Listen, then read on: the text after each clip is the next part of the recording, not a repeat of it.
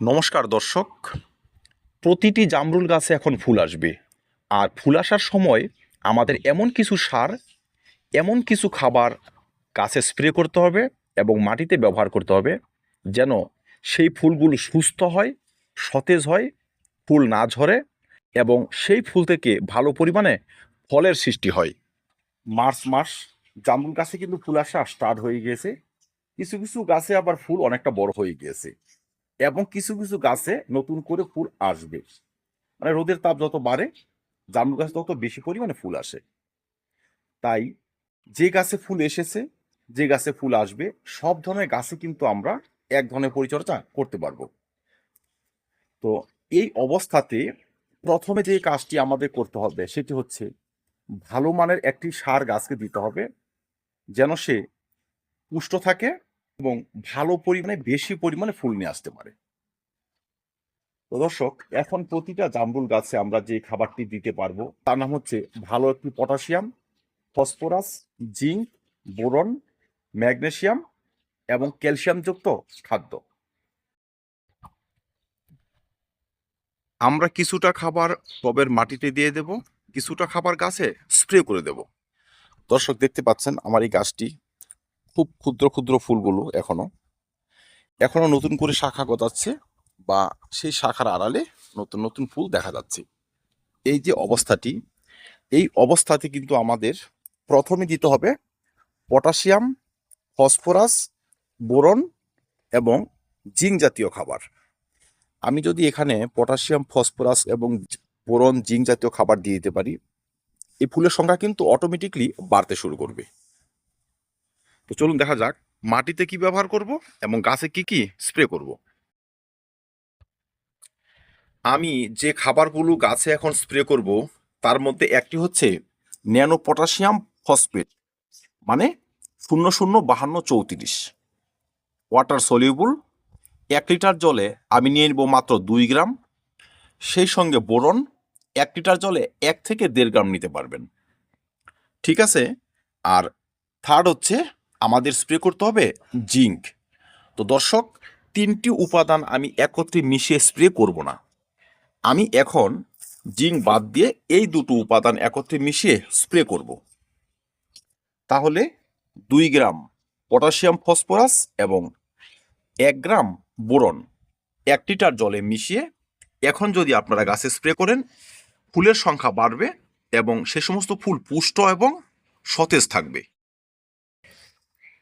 2 নম্বর খাবার হিসেবে আমি রাখবো জিঙ্ক। পটাশিয়াম, ফসফরাস এবং বোরন স্প্রে করার 3 থেকে 4 দিন পর 1 লিটার জলে মাত্র 1 গ্রাম জিঙ্ক আমরা গাছে স্প্রে করতে পারবো। জিঙ্ক 21% হতে পারে বা চিলেটেড জিঙ্ক হতে পারে। আপনার হাতে যে জিঙ্কই রয়েছে আপনি সেটি স্প্রে করবেন। তো দর্শক, জিঙ্ক 20 দিনের ব্যবধানে 2 বার এবং বোরন এবং পটাশিয়াম 10 দিনের ব্যবধানে 2 থেকে 3 বার স্প্রে করতে হবে। এখন যদি পটাশিয়াম, ফসফরাস এবং বোরন, জিঙ্ক স্প্রে করতে পারি, একসঙ্গে কিন্তু দুটো কাজ হবে। প্রথমে ফুলের সংখ্যা বাড়বে, দ্বিতীয়ত ফুল পুষ্ট থাকবে বা এই সমস্ত ফুল থেকে দ্রুত ফলের সৃষ্টি হবে। আর জিঙ্ক স্প্রে করলে কি হবে, অনেক সময় গাছগুলো কিন্তু অসুস্থ থাকে, সেই অসুস্থতা কাটিয়ে উঠবে, নতুন করে শাখা প্রশাখা গজাবে আর প্রতিটি শাখার মাথায় কিন্তু ফুল থাকবে। তাহলে বোঝা যাচ্ছে এই খাবারটা কতটা গুরুত্বপূর্ণ, কতটা প্রয়োজনীয়। তাই আপনারা প্রতিটি জামরুল গাছে এখন এই খাবারটি দিয়ে খাদ্য প্রণালী শুরু করবেন। 2 নম্বরে হচ্ছে এখন গাছে খাবার স্প্রে করার সঙ্গে সঙ্গে মাটিতেও কিন্তু খাবার দিতে হবে। মাটিতে আমরা তরল খাবার দিতে পারি বা কঠিন খাবারও দিতে পারি। তবে আমরা যে খাবারই দেই সেখানে কিন্তু এই অত্যাবশ্যকীয় উপাদানগুলো রাখতেই হবে: potassium, phosphorus, boron, magnesium, calcium, এই ধরনের খাবার। দর্শক, আমরা মিশ্র উপায়ে খাবারটি দিতে পারি। যেমন ধরুন, পটাশিয়াম ফসফরাসের সোর্স হিসেবে আমরা হয়তো ন্যানো পটাশিয়াম ফসফেট নিয়ে নিতে পারি, বা এমওপি যদি থাকে লাল পটাশটি, সেটি আপনি একটি 20 ইঞ্চি টবের জন্য 10 গ্রাম নিয়ে নেবেন। টিএসপি বা এসএসপি 10 গ্রাম নিয়ে নেবেন। কলার খোসা যেটা অর্গানিক, সেটা আপনি 1 মুঠি নিয়ে নিলেন। পেঁয়াজের খোসা আধা মুঠি নিয়ে নিলেন। আর ক্যালসিয়ামের সোর্স হিসাবে আপনারা জিপসাম নিতে পারেন বা ক্যালসিয়াম নাইট্রেট নিতে পারেন। ডিমের খোসা নিয়ে নিলে হয়, সেগুলো অল্প করে নিয়ে নেবেন। আর 1 মুঠি ভার্মি কম্পোস্ট বা 1 থেকে 1.5 মুঠি গোবর সার নিয়ে নেবেন, পুরনো গোবর একদম ঝুরঝুরে।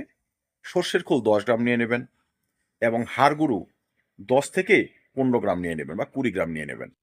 ব্যাস, এই উপাদানগুলো ভালো করে একত্রে মিশিয়ে আপনারা টবের মাটিতে ছড়িয়ে দিন। 20 থেকে 25 ইঞ্চি টবের মধ্যে, মনে রাখবেন। ছড়িয়ে দিন, ছড়িয়ে দিয়ে হালকা একটু মাটি চাপা দিয়ে জল দিয়ে দিন, মাটি খোঁচাবেন না। এখন এই কঠিন খাবার যদি ব্যবহার করেন, ঠিক 1 মাস পর আরেকবার দেবেন, 1 মাস পর আরেকবার দিয়ে যাবেন। এই ধরনের খাবার যদি আমরা ব্যবহার শুরু করতে পারি বা এখনো করে দিতে পারি, যে গাছে অল্প পরিমাণে ফুল এসেছে সেই গাছের ফুলের সংখ্যা বাড়বে, ফুলগুলো হৃষ্টপুষ্ট থাকবে, সেই সমস্ত গাছ থেকে ফুল ঝরাও অনেক কম হবে। অনেকে আছি আবার তরল খাবার ব্যবহার করব। কঠিন খাবার হয়তো আপনি 15 দিন আগে বা 10 দিন আগে ব্যবহার করেছেন, তারা কিন্তু তরল খাবারও ব্যবহার করতে পারবেন। তরল খাবার যদি আপনারা ব্যবহার করেন, সেক্ষেত্রে আপনাদের রাখতে হবে 1 মুঠি সর্ষের খোল, 2 থেকে 3 মুঠি কলার খোসা, 1 মুঠি পেঁয়াজের খোসা এবং সামান্য একটু দানা জৈব অনুখাদ্য। তো দর্শক, এই উপাদানগুলো আপনি 10 দিন পচাতে পারেন। হয়তো 2 লিটার জলে পচালেন, তারপর সেখানে আরও 5 লিটার বা 7 লিটার সাধারণ জল মিশিয়ে তরলটি খুব পাতলা করে প্রতি 10 দিনে একবার করে দিয়ে যেতে পারেন। তৈরি করা জৈব খাবারটি তেমন শক্তিশালী না হয় বা আপনার গাছে ফুল আসার প্রবণতা একটু কম, ফুল চলে এসেছে হয়তো হাতে গোনা কয়েকটি, সেক্ষেত্রে এই তরল খাবারের মধ্যে অল্প একটু রাসায়নিক পটাশিয়াম ফসফরাসযুক্ত সার ব্যবহার করতে পারেন, যেমন 005234।